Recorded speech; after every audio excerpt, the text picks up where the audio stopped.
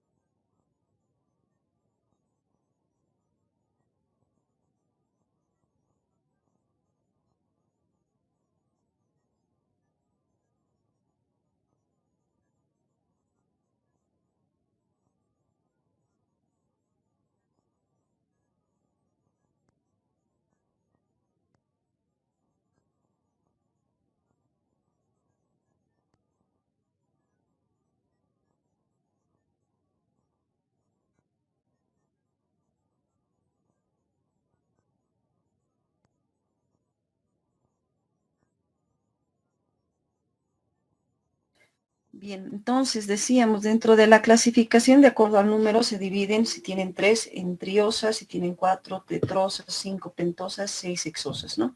Ahí encontramos, por ejemplo, lo que es la glucosa, que estaría formada por 6 carbonos, por lo tanto es una hexosa. Luego tendríamos la ribosa, por ejemplo, que es una pentosa porque tiene 5 carbonos.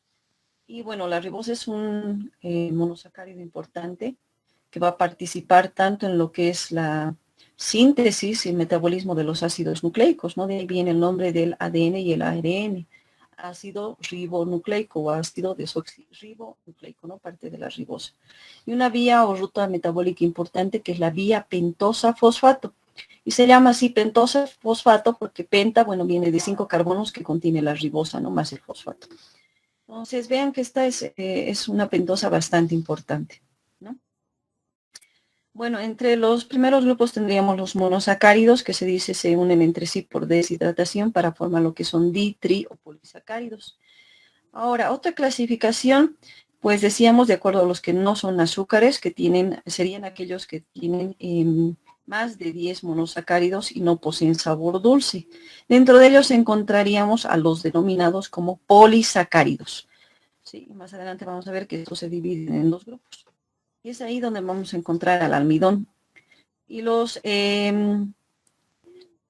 dentro de esto vamos a encontrar entonces, decíamos, lo que son los homopolisacáridos o también los llamados heteropolisacáridos. Homo quiere decir igual, vale decir que estos solamente están formados por carbohidratos idénticos y los hetero que quiere decir diferente, serían además de azúcares otro tipo de compuestos, ¿no?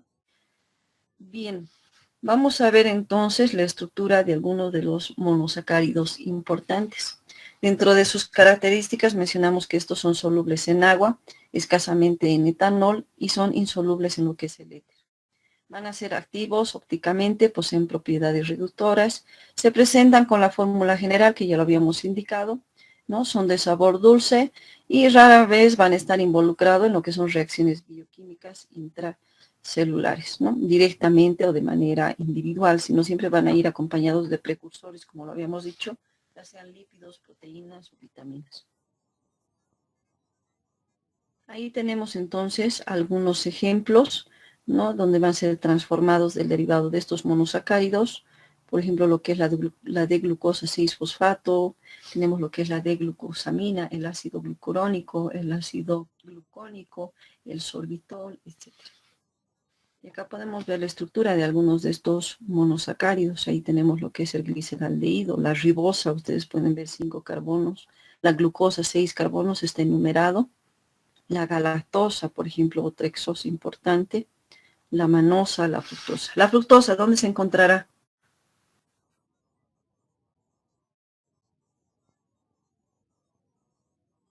¿De dónde viene el nombre de fructosa? ¿De la fruta, doctora? De las frutas, ¿no es cierto? Bien.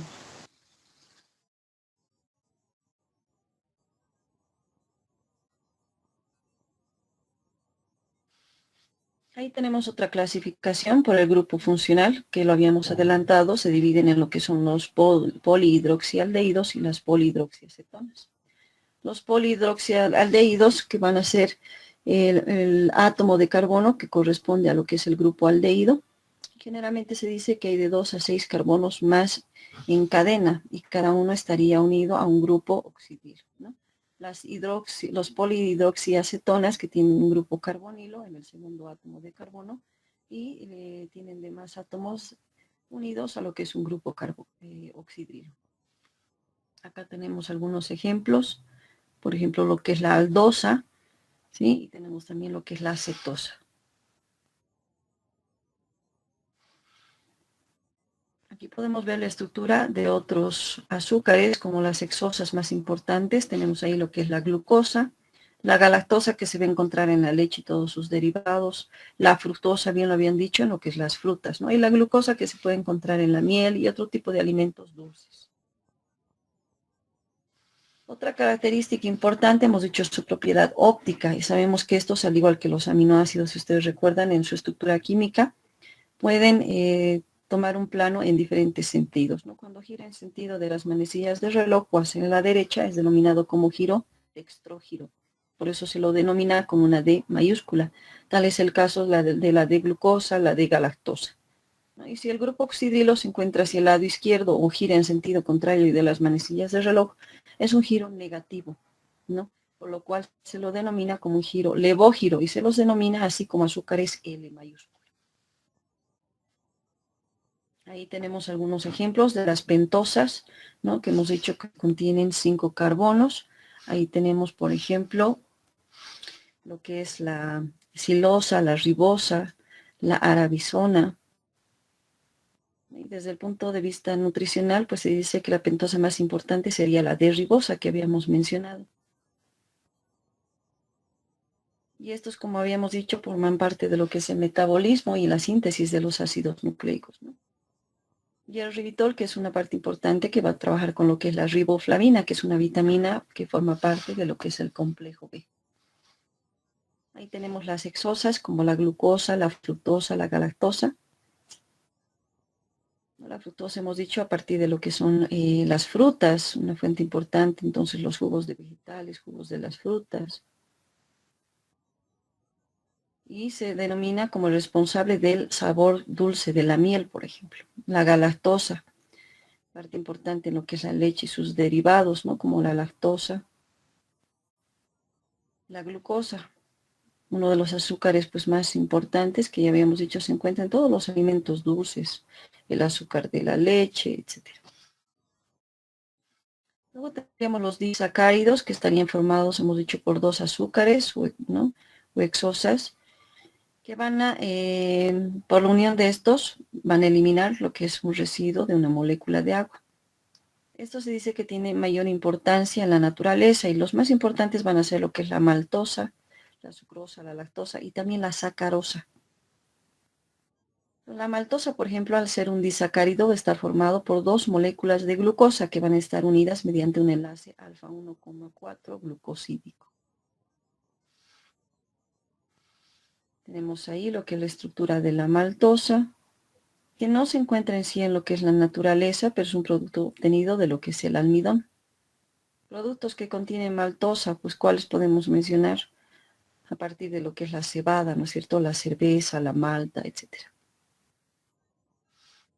Luego tendríamos otro que es la sucrosa, que va a estar formada por una molécula de glucosa y una de fructosa. Aquí también podemos mencionar lo que es la sacarosa, por ejemplo, un azúcar importante, ¿no? Que se encuentra en el azúcar de mesa que consumimos a diario. La lactosa, que va a estar compuesta por una glucosa y una galactosa unidas por enlace beta 1 y 4 glucosídico. Principalmente se encuentra, habíamos dicho, en lo que es la leche y todos sus derivados, ¿no? Y se dice que un 40% total va a estar presente en lo que es el sólido, la parte sólida de la leche.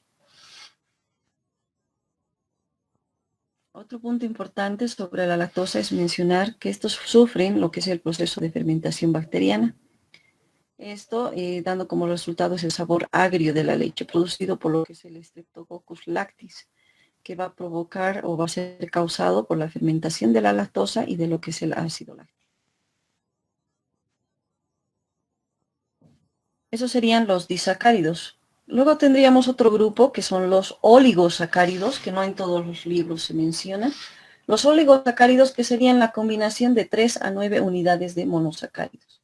Se dice que estos serían ligeramente menos dulces que los disacáridos y se encuentran en pequeñas cantidades en alimentos como las legumbres, cereales, verduras, y se obtienen a través del proceso de hidrólisis parcial de los polisacáridos, ¿no?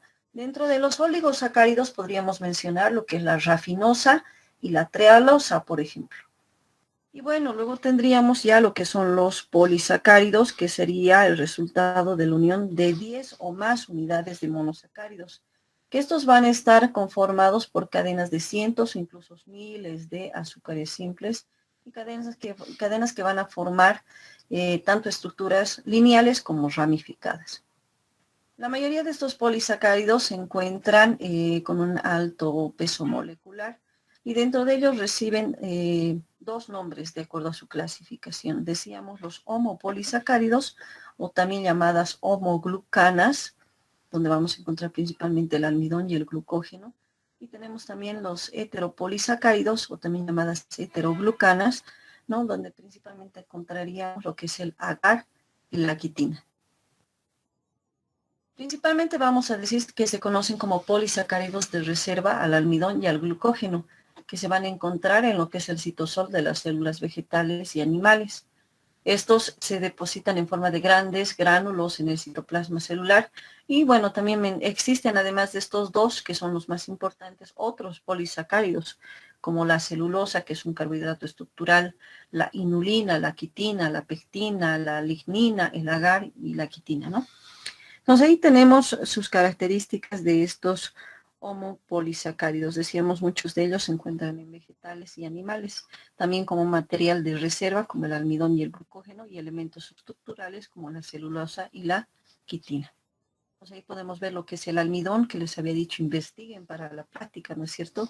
Y dentro de ellos, pues vamos a encontrar dos tipos, uno que es la amilosa y la amilopectina. Esto tienen que revisar para la siguiente semana.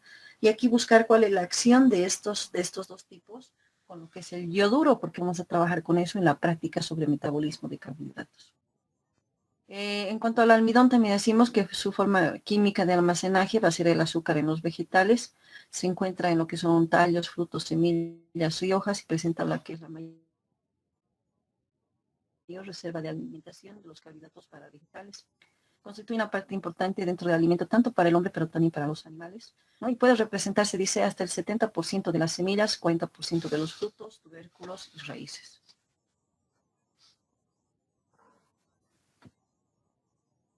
Mencionamos también que estos, al encontrar en estos tipos de alimentos, van a estar cubiertos o rodeados por una capa delgada de lo que es la celulosa, lo que hace que sea insoluble al agua y también sea poco digerible en lo que son los no rumiantes, ¿no? Tenemos luego otro que es el glucógeno, otros dicen glicógeno, que va a ser un compuesto formado por cadenas ramificadas de unidades alfa de glucosa ligadas entre sí por enlaces alfa 1 y 4 y alfa 1 y 6. Estos principalmente se van a encontrar en forma de glucógeno almacenados en el tejido muscular, ¿no? En el músculo y en lo que es en el hígado a nivel de los hepatocitos. Luego tendríamos lo que es la fibra, ¿sí? Que va a ser parte de lo que es la celulosa principalmente, que estos forman complejos no hidrolizables por enzimas de vertebrados superiores. No son digeribles y juegan parte importante del relleno y dan volumen a lo que es el bolo alimenticio. Y su función estimulante sobre el tracto digestivo. Por eso es que facilitan en lo que es la absorción a nivel del intestino, previniendo cuadros como la constipación y el estreñimiento. Tendríamos otro que es la celulosa, ya lo habíamos formado. Este debe estar formado por cadenas largas de unidades de glucosa enlazadas entre sí por uniones beta 1 y 4. Es un polisacárido muy estable, ¿sí? Uno de los más abundantes en la naturaleza y va a formar parte estructural de lo que es la pared celular vegetal. Tenemos otro que es la quitina, constituida por unidades repetidas de N-acetil C-glucosamina unidas por enlaces beta 1 y 4. Que tiene una estructura, se dice, muy similar a lo que es la celulosa. Y bueno, el segundo grupo, que sería de los heteropolisacáridos, que sería heterodiferente, habíamos dicho que van a estar formados no solamente por carbohidratos, sino también otro tipo de compuestos. Dentro de este vamos a encontrar otros carbohidratos también importantes, ¿no? Uno de ellos es la celulosa, o también llamada como hemicelulosa, compuesta por unidades de silosa unidas por enlaces beta 1 y 4, pero también puede contener hexosas y azúcares ácidos como el ácido urónico.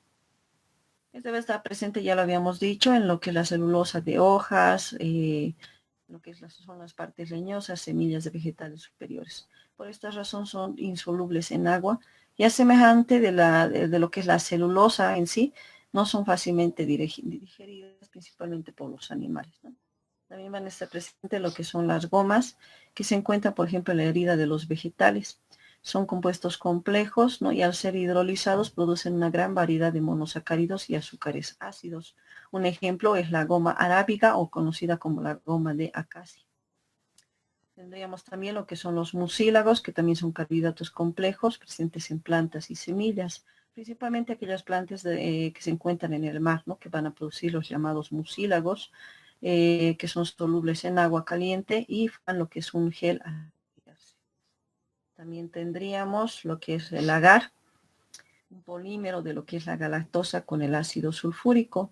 Este también es un mucílago o gel, ¿no? Que va a ser utilizado en diferentes procesos que se obtiene a través de lo que es el alga marina roja, que corresponde a la familia Gelidium, y otros que van a corresponder a las algas cafés correspondientes a la familia Laminaria. Tenemos también las llamadas sustancias prácticas, que van a ser carbohidratos complejos que contienen ácido de galacturónico como principal constituyente. Estos también van a formar parte de la pared celular primaria, ¿no? Y también van a estar en lo que es las capas intercelulares de vegetales terrestres. Principalmente se lo encuentra en lo que son las frutas de origen cítrico, azúcares como la remolacha, las manzanas y raíces de vegetales. También tendríamos los mucopolisacáridos, que van a ser carbohidratos complejos que contienen azúcares, amino y ácido urónico, que van a ser parte de las secreciones mucosas de los animales. Bien, hasta ahí entonces tendríamos lo que es el origen, la función y la clasificación de los carbohidratos. Ahora vamos a pasar ya a lo que es el metabolismo de los carbohidratos, en los cuales habíamos indicado, pues estos se van a dar por diferentes procesos, principalmente lo que es una fase catabólica de los carbohidratos, que va a comenzar en la boca, luego pasa al estómago, el intestino, y de esa manera llega a través de la pared intestinal hacia lo que es el torrente sanguíneo, ¿no? Pero para explicar esta parte de metabolismo es importante conocer las diferentes rutas o vías metabólicas dentro del organismo gracias a los carbohidratos. Una de ellas vamos a empezar a reconocer lo que es la glucólisis, ¿no? Entonces, para que se entienda esto, yo les voy a compartir un video y luego vamos a continuar.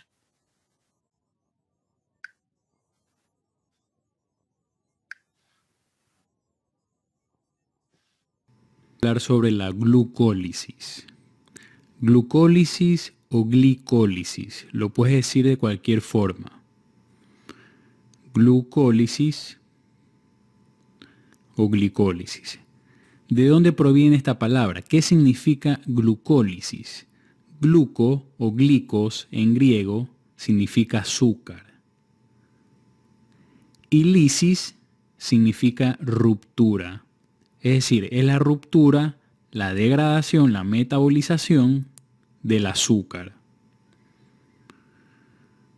Glucólisis. Lo primero que tienes que saber es dónde se produce la glucólisis. Se produce en todas las células del organismo, en el citoplasma de todas las células del organismo. En el citoplasma, acuérdate eso, porque el ciclo de Krebs se produce en la mitocondria, pero la glucólisis se produce en el citoplasma. ¿Y qué es la glucólisis? Es la vía metabólica encargada de oxidar a la glucosa. ¿Con qué finalidad? ¿Cuál es la finalidad de la glicólisis? Obtener energía, obtener ATP. ¿Cuántas reacciones hay? Hay 10 reacciones. 10 reacciones enzimáticas que convierten a la glucosa en 2 moléculas de piruvato. La finalidad van a ser 2 moléculas de piruvato. Empecemos. ¿Cómo empieza? Cuando tú comes carbohidratos, esos carbohidratos se van a procesar, se van a metabolizar y muchos de ellos van a formar glucosa. Esa glucosa va a entrar en las células. Y esa glucosa que entra a las células va a ser fosforilada y se va a convertir en glucosa 6-fosfato. ¿Por qué se produce esta fosforilación? Para que la glucosa ya no pueda salir de la célula, se quede atrapada en la célula. ¿Cuáles van a ser las enzimas que producen esto? Son dos enzimas dependiendo del lugar. Ya voy a explicar por qué. La hexoquinasa y la glucoquinasa. Entonces la glucosa se convierte en glucosa 6-fosfato por la hexoquinasa y la glucoquinasa. Y como son quinasas, van a utilizar ATP. Como regla general, acuérdate que toda enzima que tiene quinasa utiliza ATP. Fosforila el sustrato y utiliza ATP. Entonces ATP, una vez que lo utilizas, te quedas con ADP. Entonces glucosa a glucosa 6-fosfato, dos enzimas dependiendo de qué, dependiendo del tejido. La hexoquinasa se encuentra en todas las células. ¿Cuál es la que se encuentra en el hígado y en las células beta del páncreas? La glucoquinasa. Cuando te hablen de glucólisis hepática y en las células beta del páncreas, o cuando la glucosa se convierta en glucosa 6-fosfato, en las células beta del páncreas y en el hígado, tienes que pensar en la glucoquinasa. ¿Ok? Entonces, glucoquinasa, hígado y páncreas. Es importante, esto tienes que saberlo. La diferencia entre estas dos enzimas es el lugar donde actúan. Entonces, este es el primer paso. Este es el paso que atrapa a la glucosa dentro de la célula. ¿Ok? Una vez que tiene formado la glucosa 6-fosfato, esta se va a convertir en fructosa 6-fosfato. Fructosa 6-fosfato. Y la enzima que actúa aquí no es importante. La voy a escribir, pero no es importante. Si te toman esto, no te están enseñando bien porque esta enzima no es importante. Pero igual la voy a poner. Glucosa 6-fosfato a fructosa 6-fosfato. La fructosa 6-fosfato se va a convertir en fructosa 1,6-bifosfato. Y esta es la reacción más importante. La enzima que actúa aquí es importantísima. Fructosa 6-fosfato a fructosa 1,6-bifosfato. ¿Cuál es la enzima que va a producir esto?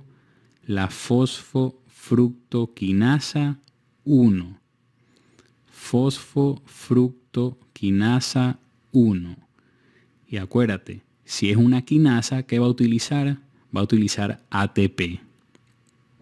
Fosfofructoquinasa 1 convierte a la fructosa 6-fosfato en fructosa 1,6-bifosfato.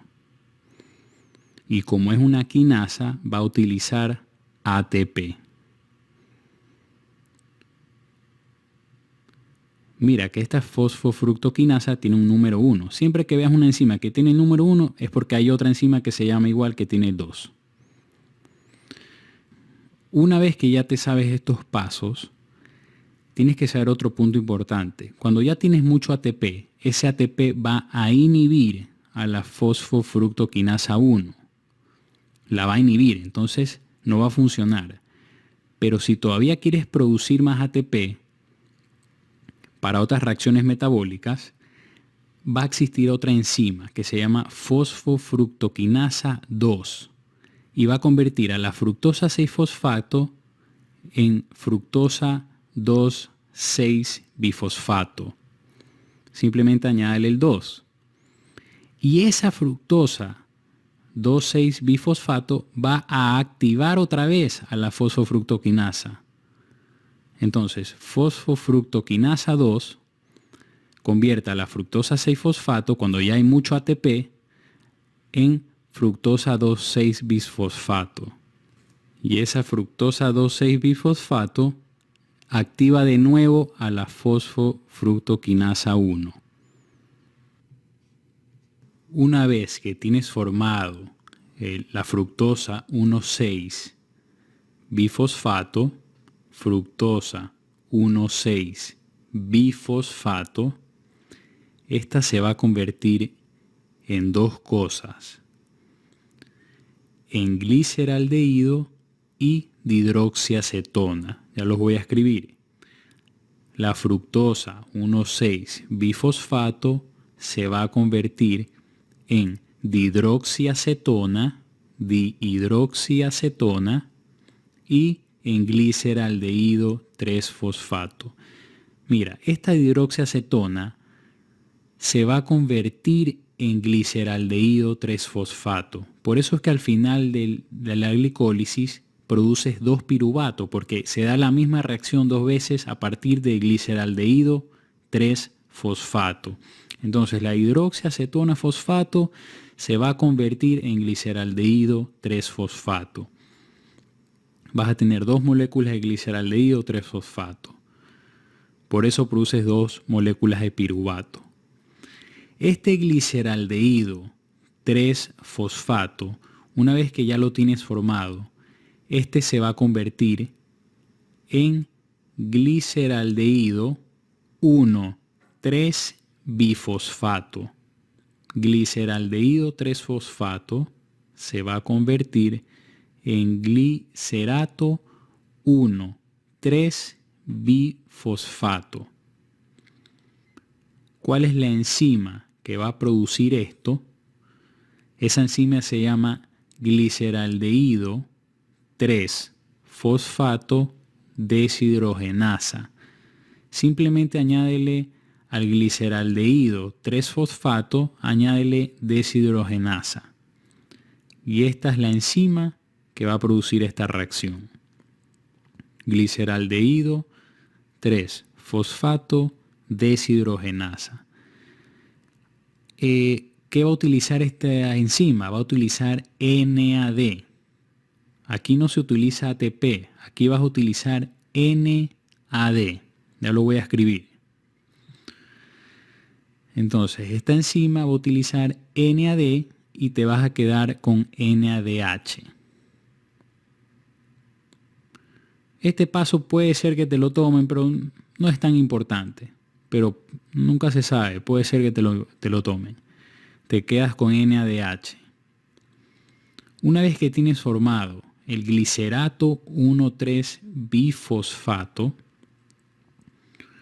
aquí vamos a entrar a la formación de glicerato 3-fosfato. Glicerato 3-fosfato. Y presta atención aquí, porque aquí va a actuar una enzima que se llama fosfoglicerato quinasa. Y aquí vas a convertir al ADP en ATP. Ya lo voy a repetir. Entonces, glicerato 1,3-bifosfato a glicerato 3-fosfato por la fosfoglicerato quinasa. Esta es una reacción que puede ir tanto de glicerato 3-fosfato a glicerato 1,3-bifosfato como glicerato 1,3-bifosfato a glicerato 3-fosfato. Pero como es glicólisis, solo se da de glicerato 1,3-bifosfato a glicerato 3-fosfato. Y aquí vas a producir ATP. El ADP se va a convertir en ATP. Esta es la primera reacción que va a producir ATP aquí. ¿Ok? Entonces, no te vayas a confundir. Es una quinasa, pero el ADP se va a convertir en ATP.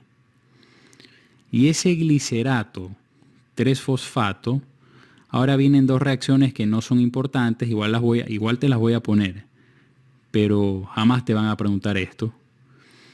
Ese glicerato 3-fosfato se va a convertir en glicerato 2-fosfato. Glicerato 2-fosfato. Y la enzima que no sirve para nada se llama mutasa. La enzima se llama mutasa. Ese glicerato 2-fosfato se va a convertir en fosfoenol piruvato. Fosfoenol piruvato. Ya estamos cerca del final. ¿Cuál va a ser la enzima? Que tampoco nos sirve para nada. Se llama enolasa. Glicerato 2-fosfato a fosfoenol piruvato por la enolasa. ¿Ok? Ese fosfoenol piruvato se va a convertir en piruvato, en lo que estábamos esperando. Entonces el fosfoenol piruvato se va a convertir en el producto final que se llama piruvato. Y aquí también el ADP se va a convertir en ATP. Esta es la segunda reacción que produce ATP.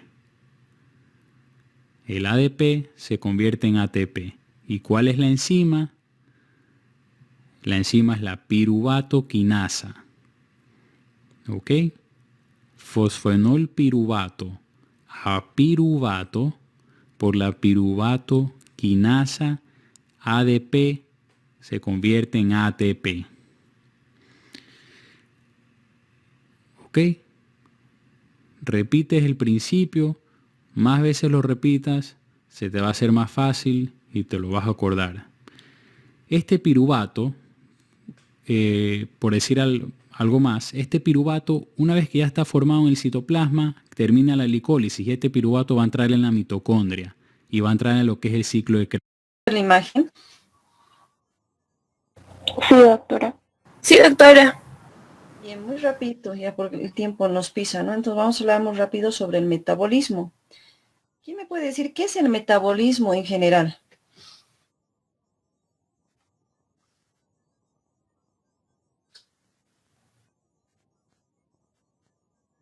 ¿Qué es el metabolismo? La degradación de...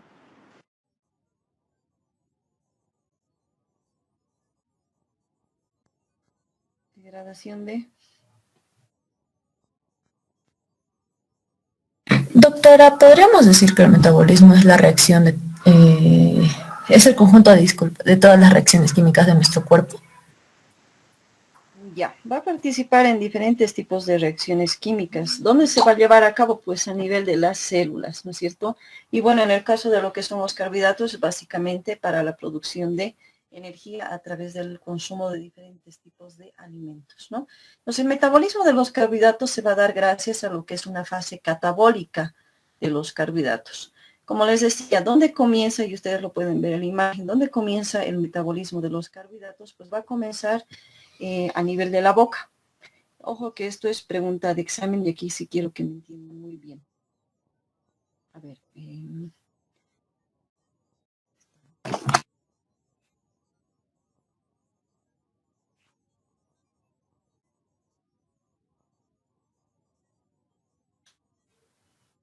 Bien, dentro de lo que es entonces el metabolismo de los carbohidratos, les decía, se va a llevar a cabo por diferentes procesos.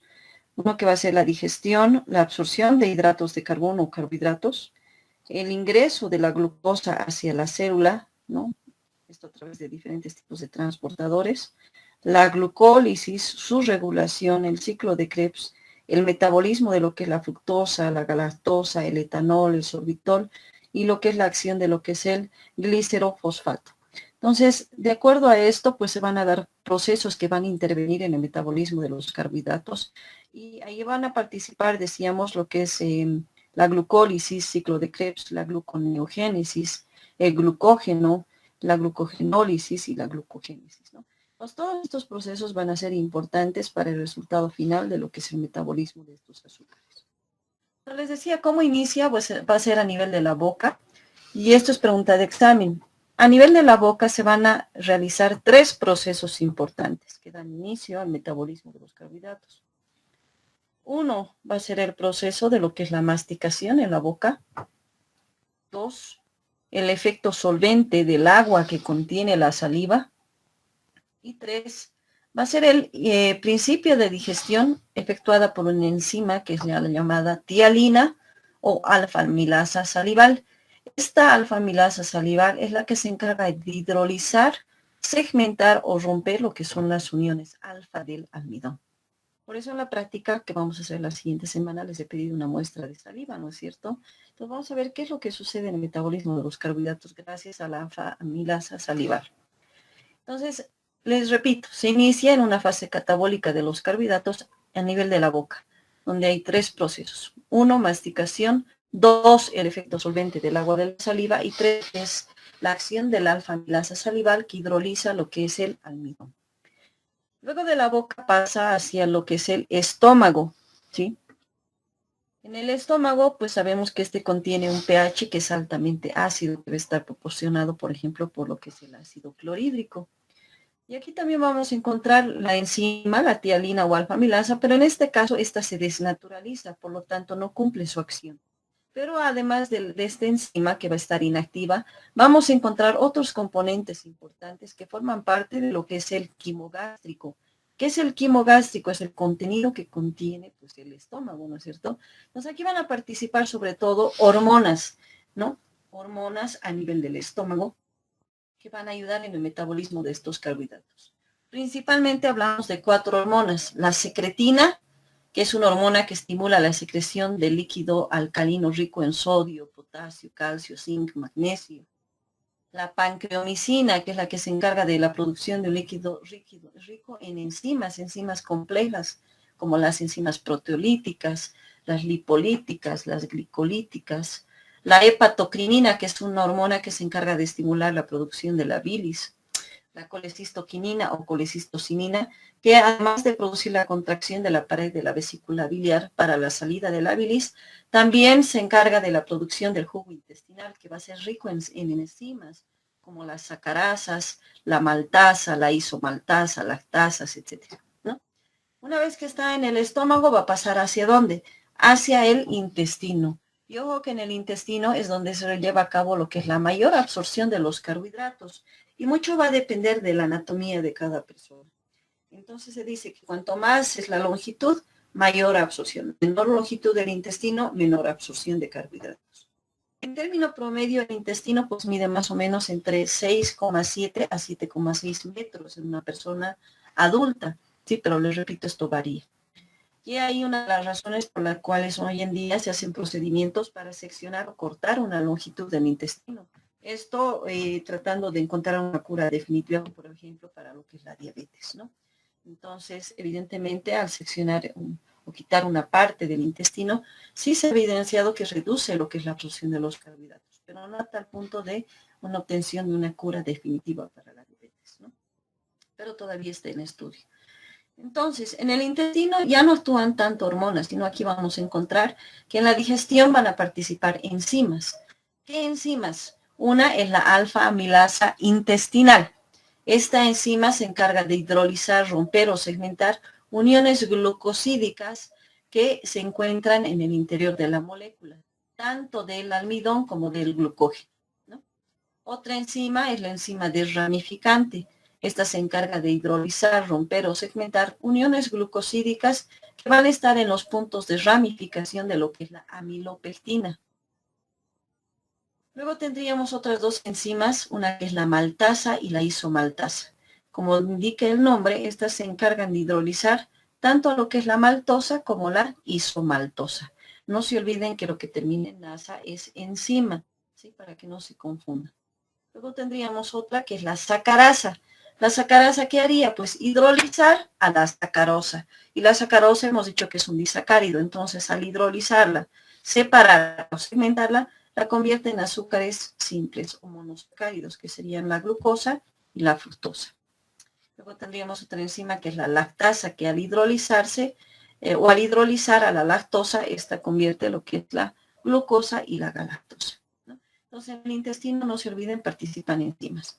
Y aquí vamos a ver que en el siguiente paso, que es la absorción de los carbohidratos, ¿no? Estos se absorben como azúcares simples o monosacáridos, ¿sí?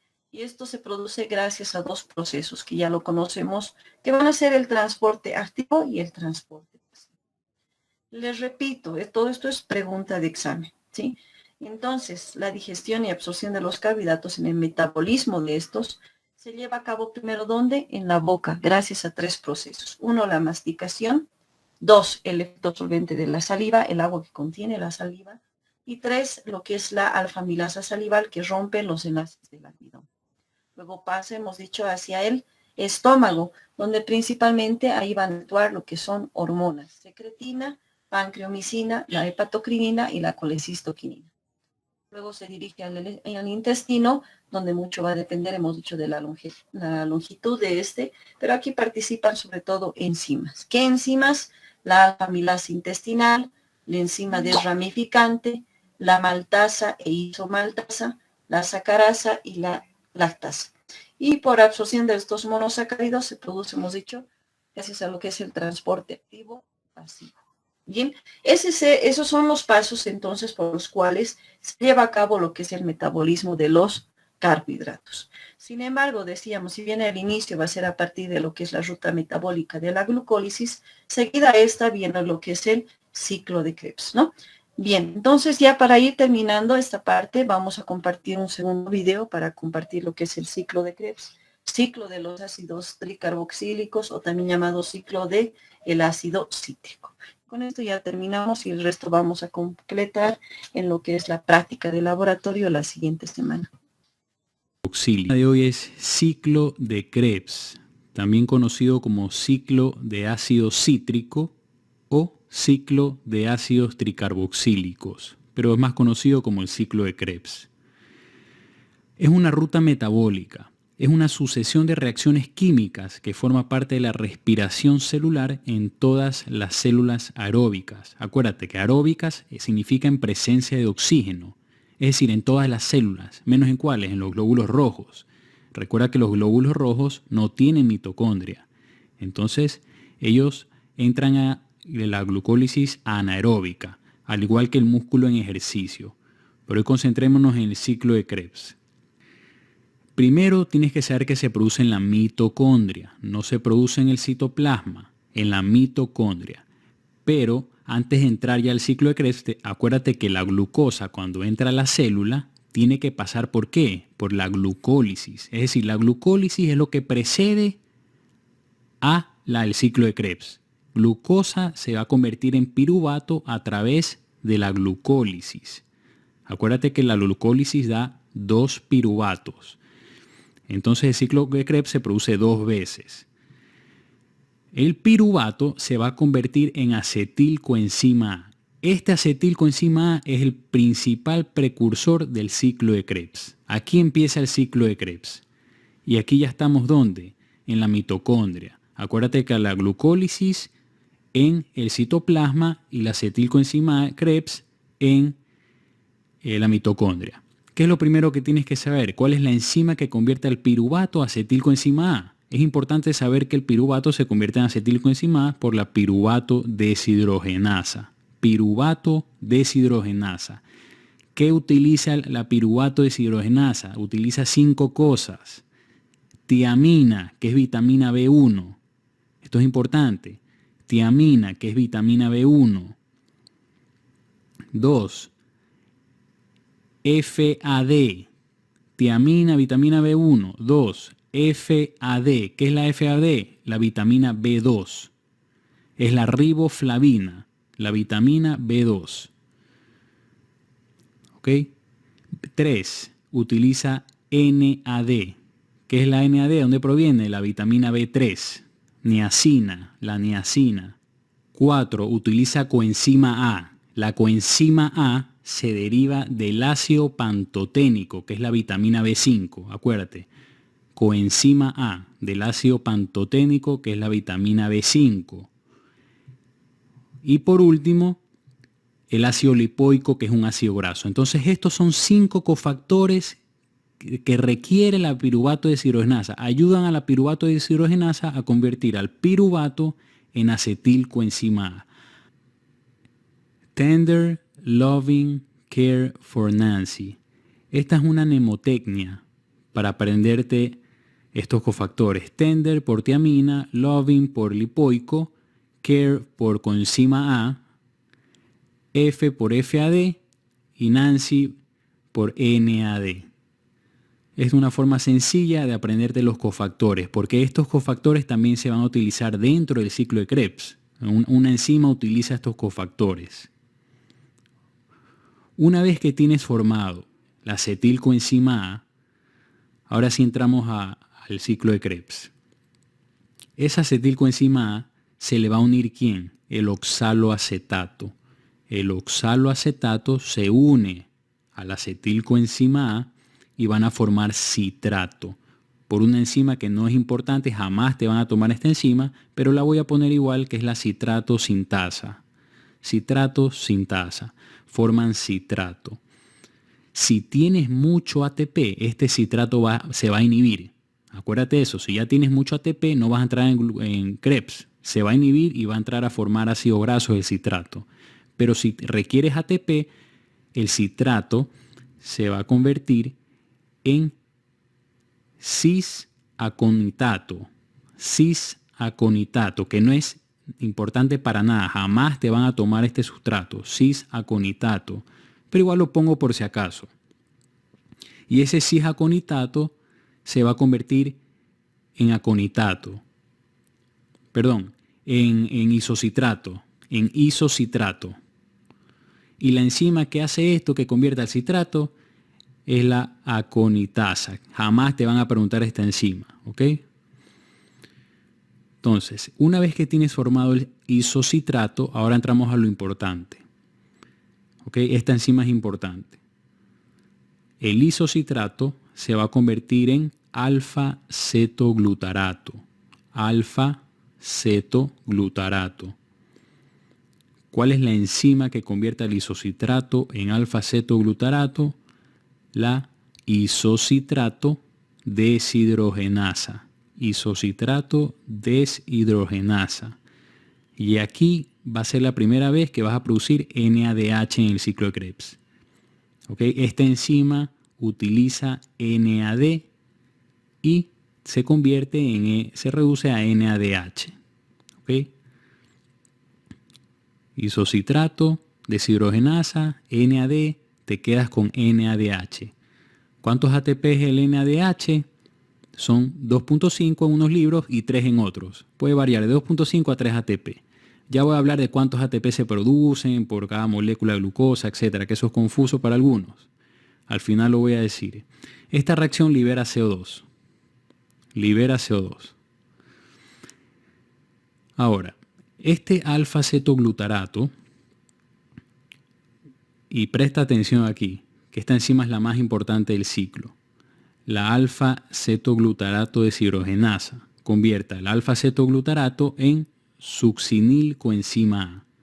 Este succinilcoenzima A también forma parte de la síntesis de hemo. ¿Ok? Por si acaso un dato extra. Entonces, la alfa-cetoglutarato deshidrogenasa, esta enzima, adivina qué va a utilizar. Va a utilizar Tender Loving Care for Nancy. Lo mismo que utilizaba la piruvato deshidrogenasa. Acuérdate, utiliza tiamina, ácido lipoico, coenzima A, FAD y NAD. ¿Ok? Y esta reacción va también a generar NADH. ¿Ok?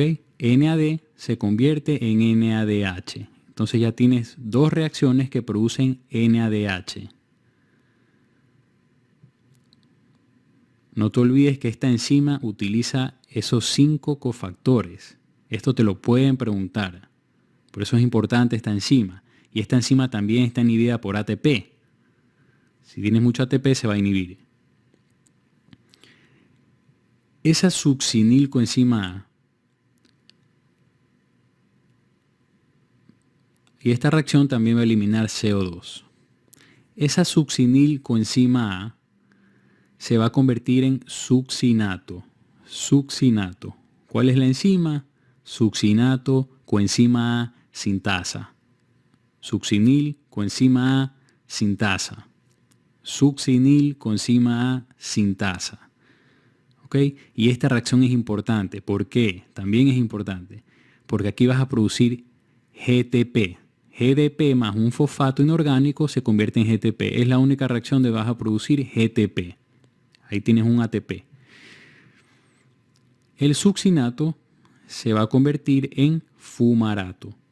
Fumarato. ¿Okay? ¿Cuál es la enzima? La succinato deshidrogenasa. Succinato deshidrogenasa.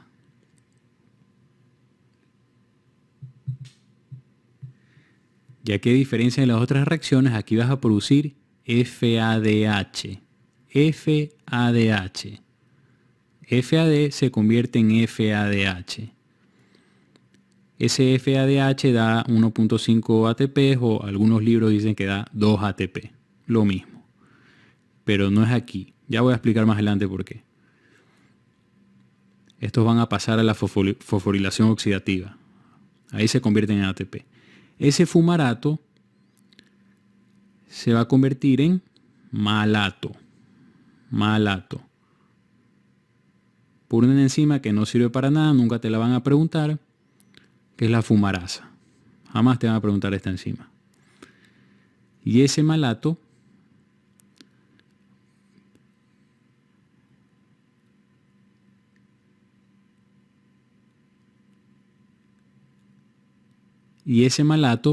por la malato deshidrogenasa, en esta reacción también vas a producir NADH. Entonces son tres enzimas por las cuales consigues NADH. Entonces tenemos 3 reacciones donde tienes NADH. Una reacción donde produces GTP y una reacción donde produces FADH. ¿Ok? Hola, les voy a aplicar este asunto del ATP. El ciclo de Krebs produce energía, produce ATP, pero no lo hace directamente. Solo produce de GTP una molécula ATP en el ciclo de Krebs. Pero el FADH y el NADH no se convierten en ATP en el ciclo de Krebs. Lo hacen en la membrana interna de la mitocondria. ¿Dónde? En la respiración celular, en la fosforilación oxidativa. Es ahí donde se convierten estas moléculas reducidas, FADH y NADH, en ATP. Eso es algo que confunde un poco. Pero sin el ciclo de Krebs no vas a poder tener esas moléculas para convertir ATP en la respiración celular. Por cada molécula de glucosa vas a producir de 30 a 32 ATPs. ¿De dónde proviene este número tan alto? Acuérdate que aquí se cuenta todo, la glucólisis más el ciclo de Krebs más la fosforilación oxidativa, la respiración celular. Y acuérdate que por cada molécula de glucosa produces 2 piruvatos, por ende 2 acetilcoenzima A y por ende 2 ciclos de Krebs por cada molécula de piruvato. Igual voy a dejarles una tabla donde especifico bien todo. ¿Cuántos ATP por estas moléculas? La NADH vas a producir 3 ATP. Por cada molécula de FADH produces 2 ATP y por un GTP produces 1 ATP. Acuérdate que se produce 2 veces. Entonces, si produces 3 NADH, 2 veces son 6 NADH, eso igual a 18 ATP. Si produces 2 FADH, serían 4 ATP y 2 GTP serían 2 ATP. Gracias.